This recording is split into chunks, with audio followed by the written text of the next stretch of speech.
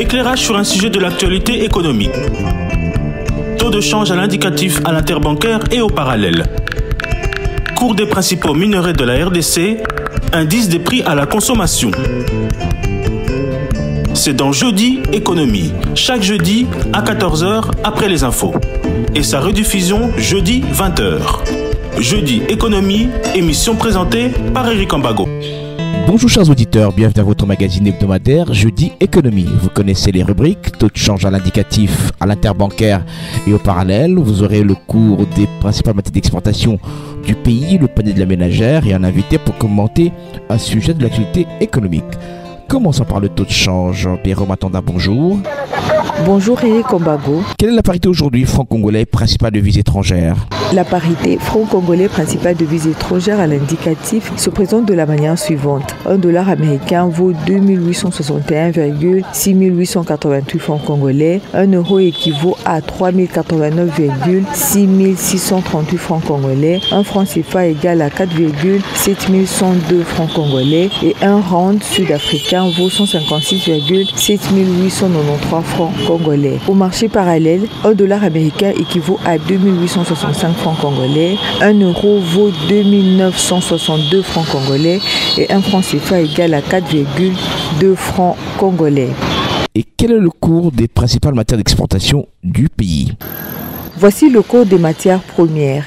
La tonne du cuivre n'a pas bougé, Eric. Elle coûte toujours 9 532,10 dollars américains comme la semaine dernière. Le coût de la tonne du cobalt n'a pas bougé. Il coûte toujours 26 000 dollars américains comme il y a une semaine. L'once d'or est vendue à partir de 3016,98 dollars américains contre 3047,57 dollars américains il y a une semaine. Le baril du pétrole revient à 69,70 dollars américains contre 66,98 dollars américains la semaine passée. Et enfin, une tonne de cacao est vendue à partir de 7 995 dollars américains contre 8 021 dollars américains la semaine dernière. Merci Birama, on vous retrouve avant la fin de l'émission pour le panier de la ménagère. La Constitution révisée en 2011 dispose dans son article 187 les forces armées comprennent la force terrestre, la force aérienne, la force navale et les services d'appui. Elles ont pour mission de défendre l'intégrité du territoire national et aussi en temps de paix, participer au développement économique, social et culturel ainsi qu'à la protection des biens et des personnes. L'armée et la police sont-elles facteurs de puissance économique en RDC? Jeudi Économie reçoit pour vous un professeur. Il est breveté de la première session spéciale du CHESD, Collège de hautes études de stratégie et défense. Professeur Godépoy, bonjour. Bonjour Eric. Aujourd'hui une casquette supplémentaire, première session spéciale du collège. Et ça fait partie de l'économie parce que c'est de l'économie de guerre. Comment vous expliquez le lien entre l'armée, la police et l'économie? Pour que les gens puissent nous comprendre, nous devons d'abord faire un balisage historique pour voir comment les armées ont contribué à la prospérité des États ailleurs. Lorsque vous interrogez l'histoire, la vie a commencé autour des champs. Donc les États modernes que nous connaissons maintenant ont commencé autour des champs. Donc nous ne sommes pas seulement dans les jardins d'Éden en Mésopotamie, mais les hommes qui naquirent de ces couples d'Adam et Ève, après s'être multipliés, ils avaient développé des activités économiques et à l'époque, nous sommes dans le contexte de l'économie rurale qui n'a que deux activités principales, en l'occurrence l'agriculture et l'élevage. Alors comment les choses se passent?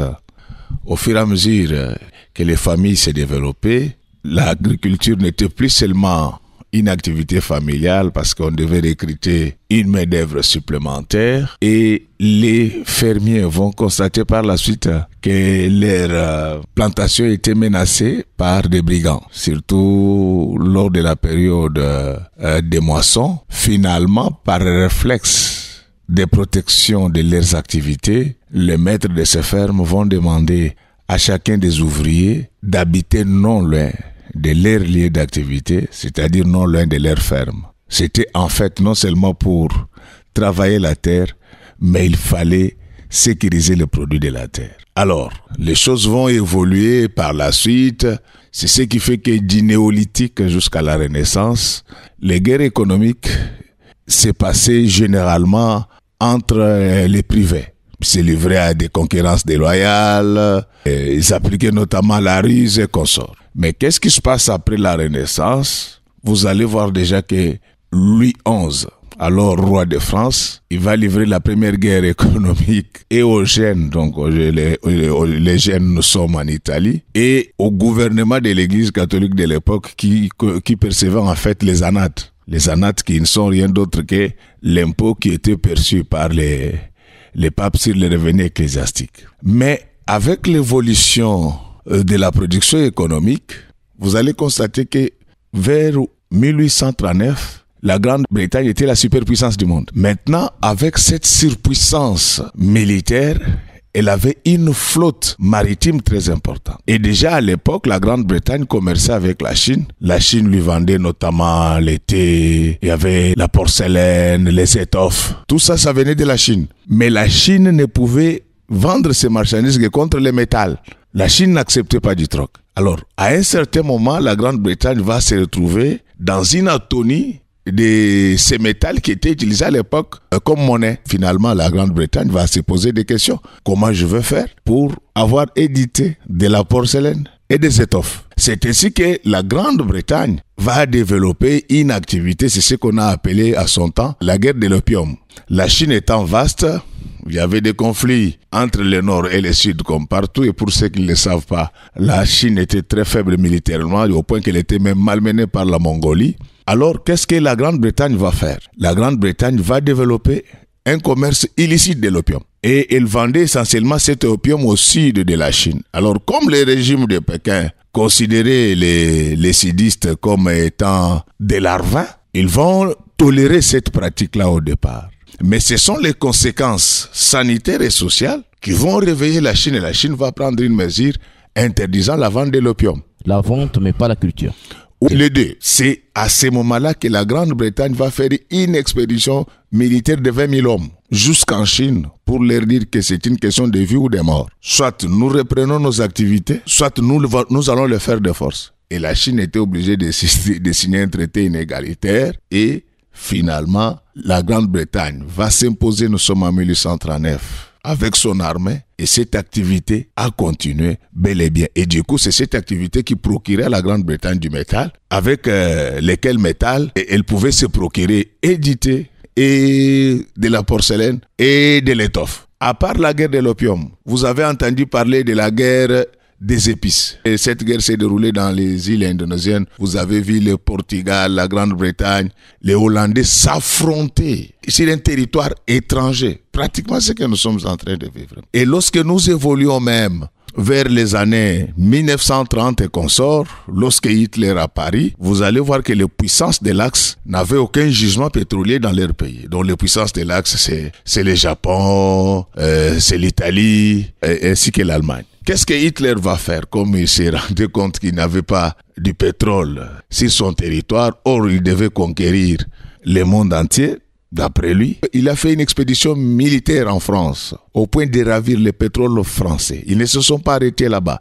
Ils sont allés en Roumanie. Ils ne se sont pas arrêtés là-bas. Ils sont descendus même dans le Caucase. Nous sommes à l'IRSS. Parce que c'est dans le Caucase, soit à l'époque, il y avait des grands gisements pétroliers, même quand vous prolongez jusque vers Bakou. Et donc, vous comprenez que depuis que le monde est monde, l'armée a toujours joué un grand rôle sur l'avancement de l'économie des États, non pas comme acteur direct de développement, comme c'est prévu dans notre constitution. Là, nous allons encore revenir là-dessus, son effort, mais tous les États qui n'ont pas des armées fortes finiront par être malheureux. C'est pour cela qu'il faut que nous puissions réfléchir davantage pour voir dans quelle mesure notre armée doit jouer également ce rôle et nous permettre de jouir de notre prestige dans le concert des nations. Donc l'armée doit être là pour protéger, empêcher que les envahisseurs ne viennent naturellement, même la maison de Dieu, on la ferme. Et tous les États qui négligent leurs forces armées, tous les États qui négligent leur police finiront par être malmenés comme des micro-États. Donc le principe de l'intangibilité des frontières n'est que théorique. Non, je vous ai toujours dit que les droits internationaux, c'est comme dans la cour du roi Péto, je les répète. Ces droits-là, personne ne les respecte. C'est un droit qu'on respecte de bonne foi. Et vous allez voir que c'est généralement la loi du plus fort. Si les gens avaient compris bien avant nous, parce que lorsque vous n'avez pas encore une armée à la taille de la géoconfluence, il faut y associer de la diplomatie économique. Mais la diplomatie économique rime avec les guerres économiques. Je vais vous donner un exemple parce qu'aujourd'hui tout le monde a compris. Mais si on nous avait écouté depuis 2021, moi et vous, nous crions sur les toits pour dire qu'il faut une diplomatie économique, il faut des deals avec les puissants du monde, il faut implanter les multinationales dans l'est du pays. On ne suivait pas, mais je suis content que maintenant le gouvernement vient de se ressaisir. Ce sont des choses qui ont existé de par le monde. Vous avez entendu parler de la guerre du Golfe, mais c'était une guerre économique. Qu'est-ce qui se passe? Donc dans les années 44, il y a le roi Abdelaziz qui avait signé un pacte avec les Américains en leur disant que si vous voulez avoir notre pétrole, nous voulons que nous soyons également sécurisés par vous. C'est ainsi que vous allez voir que les Américains ont beaucoup d'intérêt en Arabie Saoudite et au Qatar. Et je souligne en passant que pour ceux qui connaissent le monde, lorsqu'ils voient le Qatar s'engager dans un conflit économique, sachez que les Américains ne sont pas très loin de là. Donc je referme la parenthèse. Parlant de la rencontre entre le président Kagame et le président Tshisekedi. Je referme la parenthèse. Je ne suis pas dans les secrets d'État, je ne suis pas dans les secrets de Dieu, mais je connais comment le monde fonctionne. Lorsque vous voyez l'Arabie Saoudite, lorsque vous voyez le Qatar s'engager dans un conflit économique, sachez que les Américains ne sont pas très loin. Alors qu'est-ce que j'étais en train de dire? L'Irak a son indépendance, nous sommes en 1931. L'Irak, en fait, ce sont les vestiges de l'Empire ottoman. La Turquie, la Jordanie, l'Irak, un peu tous les pays là du Golfe Persique. Donc lorsque l'Irak a son indépendance, l'Irak cherchait à avoir la même mise sur tous ces pays-là du Golfe Persique. Mais ces pays-là sont riches, mais sont faibles. Qu'est-ce que ces pays-là avaient fait? Pour ceux qui ne comprennent pas l'importance de ces deals que nous proposions depuis plus de 3 ans. Mais le Koweït et l'Arabie Saoudite, ils ont confié leur sécurité aux Américains.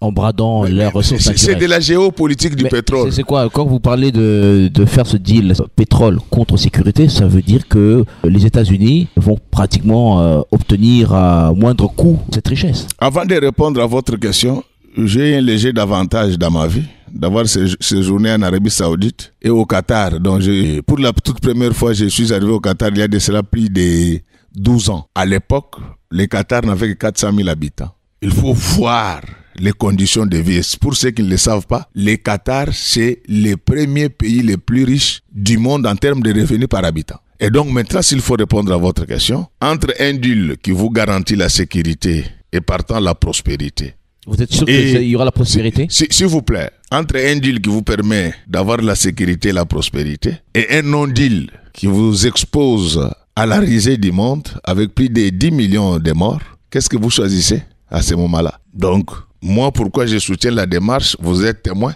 Moi et vous, nous en parlons depuis plus de 3 ans. Personne ne voulait nous écouter. Si on nous avait écouté à l'époque, on n'aurait pas vécu toutes ces bêtises. Et j'ai insisté, je vous disais que je dois remplacer la bombe atomique par la bombe économique. Ça fait partie du poïsme. Vous allez voir que ces États-là sont hyper sécurisés, hyper développés. Et je l'ai dit, je vous dis que le Qatar, c'est le premier pays le plus riche du monde en termes de revenus par habitant. Lorsque vous êtes en Arabie Saoudite, particulièrement à Riyad, vous respirez à la fois la sécurité et la prospérité. C'est pour que vous puissiez comprendre que les guerres économiques n'ont pas commencé aujourd'hui. Donc vous vous rendez compte que Hitler s'est décidé d'aller prendre de force les gisements pétroliers en URSS. Et l'URSS était obligé de fuir avant de se organiser. Mais avant de fuir, ils ont dû remplir tous ces puits-là de pétrole, des objets métalliques. Après, ils ont bétonné pour empêcher Hitler d'accéder. Depuis que le monde existe, les États les plus forts, ce sont les États qui ont des armées très fortes. C'est ainsi que vous avez vu que lorsque Saddam Hussein accède au pouvoir en 1980, l'Irak épuisé financièrement par le conflit Iran-Irak pour soutenir en fait la guerre. L'Irak s'était endetté auprès de ses voisins, notamment le Koweït. Et l'Irak devait à Koweït autour de 15 milliards de dollars à l'époque. Mais était incapable de rembourser cet argent. Saddam Hussein voulait annexer de force le Koweït. Donc c'est l'intervention des Américains qui a fait que le Koweït existe dans ce format actuel. Donc de ce côté-là, les gens vivent mieux qu'en Europe. Donc chez nous, par exemple, ça sera le brut qui sera exploité ou transféré aux États-Unis. Non, ça, ce sont les détails. Oui. Le développement est une démarche processuelle. Ce n'est pas moi qui l'ai dit, Rosto l'a dit avant moi. Dans le contexte actuel de la RDC, nous avons un déficit électrique. C'est vrai que l'édule dans sa complétude peut prévoir que les États-Unis travaillent également sur les barrages Inga. C'est environ 34 milliards de dollars. Ça, c'est à moyen terme. Mais à court terme, on fait quoi? On exporte du brut comme on le fait maintenant. Le ciel ne va pas nous tomber sur la tête. Ça risque de ne pas être un partenaire gagnant-gagnant. Non. Je sais que vous posez des questions. Il ne faut pas relayer les discours de ceux qui n'aiment pas l'avancement du Congo. Moi, je vous dis ceci. Entre perdre 10 millions de personnes, être ridiculisé partout, parce que ce pays n'a plus de valeur. Donc, entre cette humiliation et un deal qui vous assure, vous garantit la sécurité, la prospérité, qu'est-ce que vous devez choisir? Il n'y a pas un autre modèle économique pour gérer notre sécurité face aux menaces? En matière de guerre économique, il n'y a pas un autre modèle économique qui a réussi jusque-là en dehors de la bombe économique. Vous le savez que je propose ça depuis plus de 3 ans. Donc j'ai eu le temps d'étudier, ça a été expérimenté ailleurs. Donc ce sont des outils à la fois géoéconomiques, géopolitiques et géoconfluents qui fonctionnent bien de par les mots. Est-ce qu'on peut aujourd'hui déjà évaluer ce que pourrait gagner la RDC avec ce deal? Non, ça va se traiter car sur table. Ce que je veux que vous sachiez, les potentiels miniers de la RDC, c'est 24 000 milliards de dollars. Les potentiels pétroliers de la RDC... Non certifiés. Non, ce sont des études fiables qui ont été menées. Je vous dis, vous savez, pendant que vous jouez avec les études ici, allez à la CIA, vous allez voir des bons mémoires, des bonnes thèses qui ont été défendues à ce qui concerne la géologie congolaise, sont bien archivées là-bas. Ils traduisent, il y a des thèses même qui sont financées par des multinationales. Renseignez-vous. Donc, pendant que vous dormez là, pendant que vous, aujourd'hui, que toute la broutille, ça devient des profs au Congo, ailleurs, on tient à la qualité. Ce n'est pas comme chez nous, ici, on distribue des titres de doctorat, à tout. Donc, ce sont des études qui ont été menées. La certification, c'est une autre étape. Mais le potentiel existe. Et d'ailleurs, d'après la technologie qui existe actuellement, les 24 000 milliards de dollars là, c'est le minimum. Parce qu'en fait, la planification économique par essence, c'est minimaliste. Nous avons 24 000 milliards de barils en ce qui concerne les produits pétroliers. Nous avons 80 millions de terres arables. Nous pouvons nourrir toute l'Afrique. Et ça, lorsque ceux qui connaissent bien les États-Unis, lorsque vous êtes vers la Californie, et de Los Angeles jusqu'à Fresno là-bas, ce sont des fermes, vous ne voyez rien d'autre. Donc ça, c'est une expérience que ces gens-là peuvent nous faire bénéficier. Donc, entre deux mots, il faut choisir un moindre mal.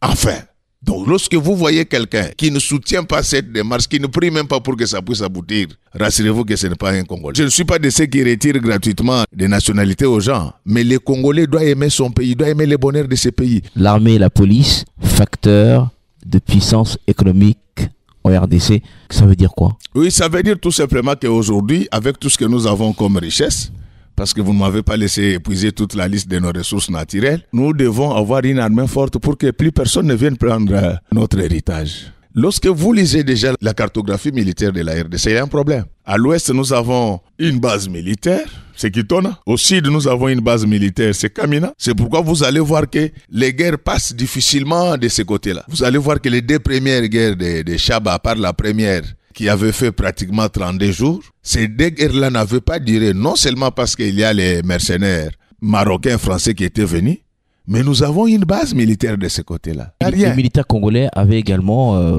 participé à la victoire. Oui, et je les félicite. Je félicite nos militaires, nos vaillants militaires, je les félicite, qui sacrifient leur vie pour nous tous. Et nous allons travailler pour que l'armée et la police soient parmi les corps les mieux payés de la République. Et si nous le faisons, nous allons nous faire respecter et nous allons jouir de notre prospérité. Alors regardez maintenant cette cartographie-là.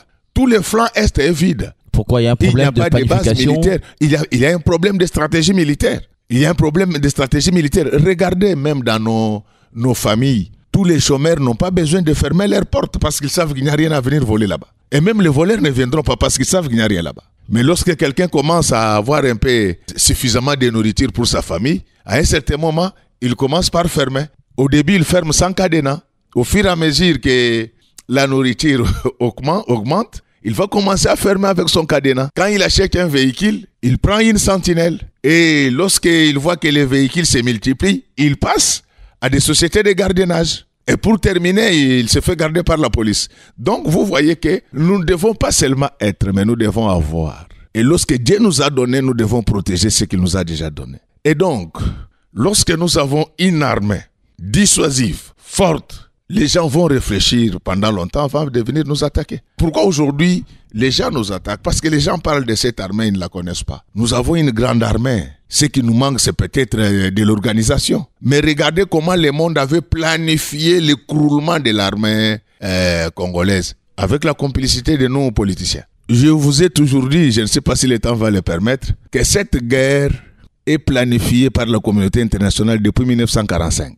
Juste quand ils ont compris que l'uranium qui avait mis fin à la Deuxième Guerre mondiale venait de la RDC.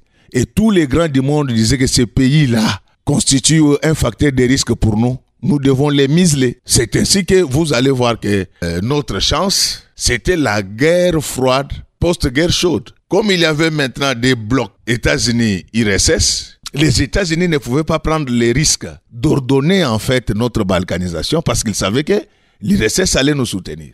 C'est ainsi que vous allez voir que Patrice Emery Lumumba, de très heureuse mémoire, avait des velléités socialistes. On va l'éliminer et recruter le maréchal Mobutu. Tout ce que l'agresseur est en train de faire aujourd'hui, le maréchal l'a fait. Il n'y a rien à part aller piller chez les autres. Mais contrôler l'Afrique des Grands Lacs, installer des chefs d'État, le maréchal l'a fait. Mais pourquoi les États-Unis avaient soutenu le maréchal Mobutu? C'était en fait pour qu'il ne soit pas tenté d'adhérer au bloc socialiste. À partir de 1986, avec l'incident de Tchernobyl, et 2 ans après, on constate l'échec du socialisme. C'est à ce moment-là que l'option a été levée de reprendre l'œuvre balkanisatrice de 1945. Parce qu'il se disait, maintenant la Russie a disparu, il n'y a plus de raison qu'on puisse hésiter. Ils vont lever l'option de transférer les pouvoirs aux anglo-saxons. Mais malheureusement, comme nous Congolais, nous réfléchissons difficilement, on va profiter d'un incident pour détruire l'armée. Je vous explique comment notre armée a été démolie. Dans la nuit du 11 au 12 mai 1990, il va se passer ce qu'on a appelé les massacres de Lubumbashi. On va instrumentaliser les médias internationaux. Je vais vous dire la vérité. Est-ce qu'il y a eu un massacre à Lubumbashi? Faux et archi-faux. Les médias internationaux, ils ont parlé d'une fosse commune. Ils ont parlé d'un charnier qui n'existait pas. Au-delà des rapports que j'ai lus sur le plan international, j'ai eu les avantages d'avoir un ami qui était sur le site cette nuit-là. C'est Cyril Bokeh, que je salue en passant. Il n'y avait pas eu ces massacres. Et c'est nous, politiciens congolais, de l'époque bien sûr, je ne l'étais pas encore, mais je ne peux pas m'exclure de cette classe politique qui ne voit pas au-delà du bout de son regard. C'est nous, politiciens congolais, qui avons fait le tour du monde pour dire il ne faut plus que Mobutu achète les armes. Il ne faut plus, il ne faut plus, il ne faut plus. C'était l'union sacrée radicale. Et aujourd'hui, ça nous rattrape. Je condamne ce qu'il avait fait en son temps. Je condamne également ceux qui sont en train d'attaquer ces deals entre les États-Unis et la RDC. Et pourtant, c'est pour notre bonheur collectif. Alors, c'est à partir de ce moment-là, vous êtes sous embargo. On met fin à toutes sortes de coopérations. Tous les coopérants ont commencé à quitter les pays. C'est à partir de ce moment-là qu'on a commencé à démolir notre armée. Comme si cela ne suffisait pas, on nous amène les brassages, mixages. Vous vous retrouvez des gens qui étaient des caporaux ailleurs. Et ici, ça devient directement des généraux. C'est ce qui fait que l'armée a été démolie. Mais il faut reconnaître que nous avons des militaires de grande valeur. Nous avons des policiers de grande valeur dans ce pays. Il suffit seulement que nous puissions nous réorganiser. Nous allons avoir une armée d'une grande valeur. Regardez comment nous sommes naïfs et inconscients. On est en train de lotir les camps Kokolo. Lorsque vous allez là-bas, les maisons poussent. Je ne sais pas ce qu'ils veulent voir au camp. Moi, quand j'étais enfant, la partie là qui vient d'être lotie, c'est par là que les militaires faisaient ce qu'on appelle dans les jargons les manœuvres militaires. Nous passions là. Vous allez voir de 10h à 12h. Il y avait toujours une brousse qu'on ne coupait jamais. Parce que les guerres se passent généralement en brousse. Il y avait des instructeurs belges. Mais aujourd'hui, on est en train de lotir les camps Kokolo. Est-ce que nous sommes encore sérieux? Il y a même des gens qui disent non, on doit déplacer ces camps-là. Mais pour une grande ville comme ça, imaginez-vous qu'il arrive quelque chose subitement en plein centre-ville. L'intervention viendra de Maluku? Je suis d'accord qu'il faut multiplier des camps, mais je suis de ceux qui pensent qu'il faut annuler ces lotissements-là. Cet espace doit revenir au camp Kokolo.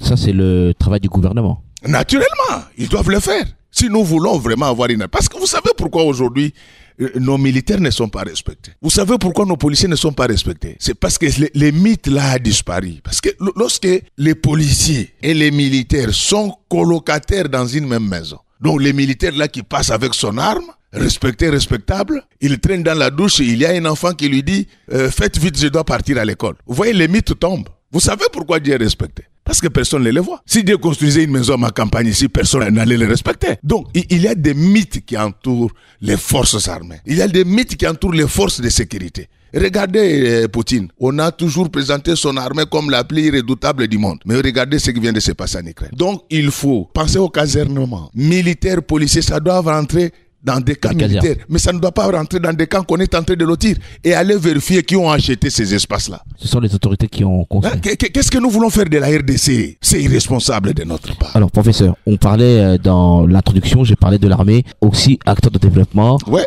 Ça se passe comment? Il faut quoi? L'industrie militaire, l'armée doit aller dans l'agriculture, ce sera comment? C'est ça, donc lorsque vous êtes aux États-Unis, vous allez voir que l'armée c'est parmi la grande usine. Notre armée ne devait pas rester ça seulement à attendre la solde. Il se débrouille déjà bien en fabriquant quelques munitions, mais ça doit être industrialisé. Cette armée doit être utilisée dans l'agriculture. Cette armée doit être utilisée à ce qui concerne les infrastructures. Je vous donne un cas. Vous voyez le collège Chester, c'est construit par les génies civils, FARDC. Génie militaire. Les génies militaires, merci pour la correction, par les génies militaires. L'immeuble dit intelligent par les civils. Mais entrer dans les deux bâtiments, marcher seulement dans les deux bâtiments, vous allez sentir quel est le bâtiment qui est le plus stable. Premier élément. Deuxième élément, comparez les deux factures. Les bâtiments imposants là, à son temps, c'était autour de 8 millions avec les militaires. Mais l'immeuble intelligent, nous sommes arrivés jusqu'au-delà de 40 millions de dollars. Donc, il y a un problème. Je quitte cette comparaison. Regardez comment les gens détournent l'argent des routes ici. Tout ça, c'est parce qu'ils passent par des sociétés, ils manigancent leurs trucs. Okay. Est-ce qu'on ne peut pas confier ces travaux au génie militaire? Génie militaire, ok. Est-ce que ce génie militaire a du personnel et outillé pour ça? Non, vous pouvez faire le constat. Je ne vais pas répondre à cette question-là, mais moi, j'ai fait un constat. Je fréquente les deux immeubles. Je fréquente l'immeuble intelligent. Je fréquente les chests. Vous allez voir même les carreaux du chest. Ils résistent encore à l'épreuve du temps. Comme un roseau qui se plie, mais ne seront jamais. Donc, je ne dis pas qu'il faut négliger les sociétés privées. Les sociétés privées là sont disposées à faire correctement leur travail. Mais le problème, ce sont ces commissionnaires de la République. Là où la société a demandé $1 million, on va donner à cette société $300,000. Et quand la société veut parler, ils disent, si vous faites ça, vous n'aurez plus de marché. C'est ça le problème. Maintenant, là, non seulement qu'on doit sécuriser les opérateurs économiques qui sont dans la filière des infrastructures, ce sont des innocents. C'est le système qui dysfonctionne. On doit les protéger. Mais il faut qu'on puisse utiliser également les génies militaires. Regardez un travail comme la rocade là. Nous allons veiller. Nous allons veiller. Si ces gens-là se partagent encore l'argent, ils vont fuir ce pays. Ça, je vous l'ai dit. Si les gens qui sont sur cette route-là, si vous voyez l'argent que le président a sorti pour les routes ici, mais vous aurez pissé de lui. Ces abîmés, leur travail, ils ne faisaient autre. Donc, comment quelqu'un qui sont abîmés. J'ai dit ceci. Comment quelqu'un qui n'avait pas de chaussures, 3 ans après, se retrouve avec plus de 20 immeubles? Et après, ils disent est-ce qu'il a des preuves? Donc, ils croient que moi, j'ai lu les Likembe Kome. Quel est le travail qu'ils ont fait pour avoir tous ces immeubles? Et finalement, c'est le président qui est insulté. Mais ils ont bénéficié de l'impunité. Non, mais là, c'est une autre paire de manches. Et ce sont ceux qui doivent sanctionner. Au Congo, il y a séparation des pouvoirs. Il y en a qui doivent sanctionner. Et tout c'est pourquoi nous devons refonder l'État congolais. Nous vivons de manière étiologique. Nous vivons comme des animaux. Nous pensons que la vie, c'est manger, boire et dormir. Mais pendant ce temps, il y a des États qui réfléchissent comment monter sur la ligne. Et il y en a qui réfléchissent même comment ils peuvent visiter le soleil un jour. Et ici, les vols, c'est à tous les niveaux. À l'école maternelle, au niveau du gouvernement, au niveau de la justice, partout. À un certain moment, il faut un sursaut patriotique pour mettre hors d'état de nuire tous ces délinquants. Alors, professeur, on va faire un petit résumé, comme on a l'habitude dans l'Ingala, de cette thématique. Professeur Godepoi, Olobi, Mapinga, na la police, bakosengeli kozala facteur ya puissance économique ya mboka. Ili kolobani na likanisi wana. na lobaki ete po bato balimbola tina nini na koloba mampinga na biso ekoki ko salisa biso po akita na biso emata na betelo lisolo ndenge mokili banda mokili o tomona lelo tokoma obenga bamboka ebandaki nzinga ya bilanga mutu moko akina bilanga na ye aboti bana ne basaka ba bilanga na bango ayi azui bana bavoisin babandi okata bilanga ye monene na ngonga moko boye bamoni milona na bango batu mususu na tango obuka bakoma oyi bango baye koyoka na balobi biso banso totonga bandako na biso be nzinga na bilanga na biso baza kobota baza koya ebele yango nde ekoma mboka. Alors on comprendre que place nyonso kitezali baka na posa sécurité na yeko lakisa yo na histoire ndenge Portugal, Grande-Bretagne, Hollandais bakenda ko bunda na Indonésie bitumba likolo ya o babenga guerre des épices po baboto na makasi tolongwe kuna na lakiso Grande-Bretagne ndenga kenda osala kopa diamba na Chine ero na Chine a pete ba beta bango ba imposa bango kopa diamba nanko bandima pe basina mikanda na lakiso ndenge Hitler abotola pétrole ya France abotola pétrole ya Roumanie akota na IRSS baris ba pakata mbango avant baya ko s'organiser pe babenga na ye. Donc elingo loba kelelo armée ya makasi ekosunga biso to bombaka bankita na biso bato babanga ka biso. Alors poto koma na ba niveau wana il faut toyeba ete ko beba ya armée na biso ebongisa maki na communauté internationale na likambo babengi massacre al Lubumbashi bakotisaki biso na embargo. Mauvaise gouvernance c'est ça qui était coopération ezali susute ba futaka su ba soda malamu te armée elali eyeko sangana na ba brassage mixage mais malgré cela tozana ba soda piko na mboka na biso tokanisa sika wa ndenge nini tokozongisa armée na biso ndenge banda ozala yambo tobenga na batu nyonso basombi ba terrain na camp militaire ya malamu te quand kokolo eza pona ba soda quand kokolo ekolonga wana te fo etikala wana pona yoki bazo sala kope ke basala basoki ba maison commerciale wana to na bino ko simbate quand kokolo fo eza la place wana na eleko biso to bana bake omoni place o baloti avant comme na station na Sena bobenga nini soki Kobil biso tango to bana mike comme nango station na Sena et si quand on ezaki na Matiti chaque semaine au moins 3 fois to banda ko mona ba instructeur belge na ba soda na biso ba ko sala o ba bengi na lopoto manœuvre militaire c'est-à-dire ba ko yeko na bitumba ndenge nini yaka sika boteke sika wana ba ko sa sous manœuvre militaire wapi nazo senga na gouvernement ma biso aluka batu nyonso basoma mabele ba ka militaire si toute l'étendue ya Congo balongola bango na pesi merci na mokonzi amampinga likolo ndenga bakisi lifuti ya soda longonya mais tango mbongo ekokota il faut sika to tonga lisusu ba ka militaire ya sika soda soka zo vanda na civil akobanga esute yango mona ka policier akoma civil akoma kokole ko policier parce que policier a défense sardine na ya futate il faut to luka to zongisa ba cantine militaire ezala wana discipline militaire ezatelelo ndenge mona boyo major babuni na colonel c'est impensable tikala ko salamate soko to sali bongo bato bakobanda obanga biso mais na wo etikali na misala ya nzela ndambo to pesi ba société ndambo to pesa pe génie militaire to lukape to sala manso po ete armée à s'investir na makambo ya bilanga mingi to contrôler ka pe mbongo ngo ya bilanga ndenge bazo gérer yango okomona ete to kozongela armée ya makasi pe muto ako sakana susu na biso akozala mais tina ni to kaba kita na biso na États-Unis po ya ko kokingela biso ezali kambo ya malamu ngai na yo to bandiango lelo te soki bayokelaka biso nde to sambwa ndenge to samba boye te bitumba o tozala ngo na mboka na biso ezali guerre économique ba puissance ya monde ba kana depuis 1945 ba kabola mboka na biso po nini po balobi tozana bozwi mingi na ba uranium eloko yaki ko bikisa biso muke ezalaki guerre froide yango monaki bayokaki soni siko lokola baza décider po ete basambwisa biso ba panza ekolo na biso likanisi oyo mokonzi mboka nzui ya kokende ko traiter na bango pona mine ezali kanisi linzenga parce que na manduki tokokoka te basi baboma armée na biso na ba embargo na ba brassage na ba mixage tokozala pe bato liboso ko sala ngo na vite na explica yo ke omoni Koweït omoni Arabie Saoudite baza ko menacer bango na Irak babotola bango kita na bango depuis basala kopwana ba américain ba batela bango mais bazwaka pétrole Qatar ezali mboka oyo ezali les plus riches ya monde na oyo etali revenu par habitant na koma mbala liboso na Qatar na vi na ngai iza de cela si je m'abuse 14 ans na tikala komona mboka ndengona na mokili te donc c'est pour vous dire que dilwana to sambela simba soke simbi bitumbo yekozala sous te toko profiter pe na moi biloko na biso bazako. Je rappelle que notre invité c'est le professeur Godepoy. Professeur, avec vous nous allons suivre le panier de la ménagère avec Béro Matanda. Eric, sur le marché, les prix des produits surgelés ont été revus à la hausse. Il s'agit des chanchards. Le kilo qui coûtait 8 000 francs est vendu actuellement à 10 000 voire 12 000 francs congolais. Un kilo de cotis coûte 12 000 voire 14 000 francs. Un kilo de cuisse de poulet est à 8 000 francs. Il était à 6 500 francs congolais voire 7 000 francs congolais. Un poulet non emballé revient à 12 000 francs. Le poulet Wilkie est à 14 voire 16 000 francs congolais, c'est selon le poids. Le kilo de viande de bœuf coûte 22 000 francs congolais. Ces prix sont du grand marché de Kinshasa. Au marché Zikida, les haricots sont vendus de la manière suivante. La mesurette ou copeaux d'haricots appelés Goma ou Bilbil coûte 5 000 francs.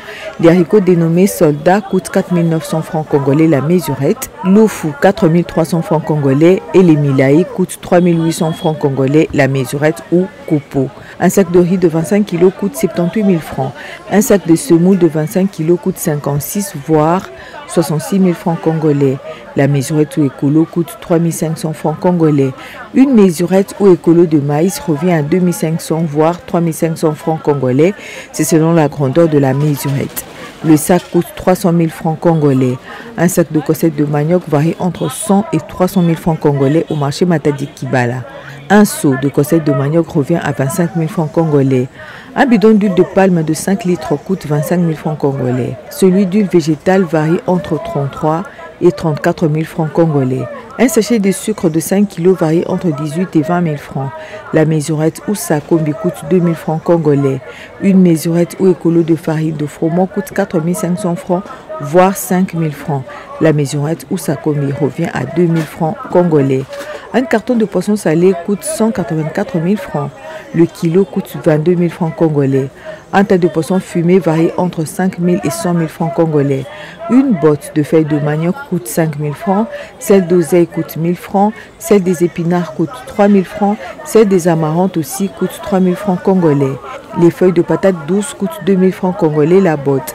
Un chou paumé varie entre 2 000 et 5 000 francs. Un tas de fumbois ou feuilles mijotées coûte 2 000 francs congolais.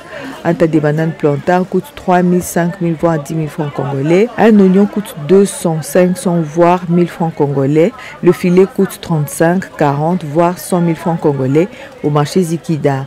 Une gousse d'ail coûte 100, 200, 300 voire 500 francs congolais.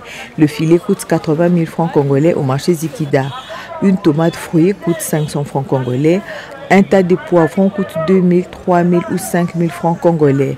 Une botte de ciboulettes Undembi varie entre 1 000 et 5 000 francs congolais. Une choukwang appelée bateke est vendue à 1 000, 1 500 voire 2 000 francs congolais. Un tas de safou coûte 1 000, 2 000, 3 000 ou 5 000 francs congolais. Un tas de bananes coûte 2 000, 3 000, 5 000 ou 10 000 francs congolais. Une pastèque varie entre 3 000 et 20 000 francs. Une orange coûte 500 francs congolais. Une mandarine coûte 500 francs congolais. Un pain coûte 500 francs ou plus. Un sac de braises coûte 50 000 francs congolais. Merci bien, maintenant on vous retrouve la semaine prochaine avec vos différentes rubriques. Alors professeur, on amorce l'atterrissage. Quelques questions vont nous séparer. Marché central de Kinshasa, toujours pas rouvert. On attend. Mais ça bouge déjà. Ça bouge déjà. Les constructeurs m'ont appelé de Paris pour me dire qu'il a été contacté par les services de la présidence qui voulaient en savoir davantage. Mais vous allez continuer. La semaine prochaine. Maître King, vous allez faire quoi? Vous allez interpeller les membres du gouvernement? Oui, ça, je suis entré. Il y a déjà une interpellation en cours, mais comme il y a un collègue qui veut porter ça, je lui ai donné seulement les éléments. Donc, ceux qui n'ont récupéré plein d'engrais. Maître King, on attend toujours.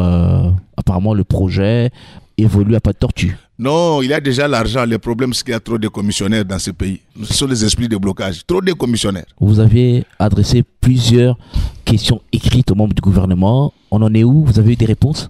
On en avait transmis que 2.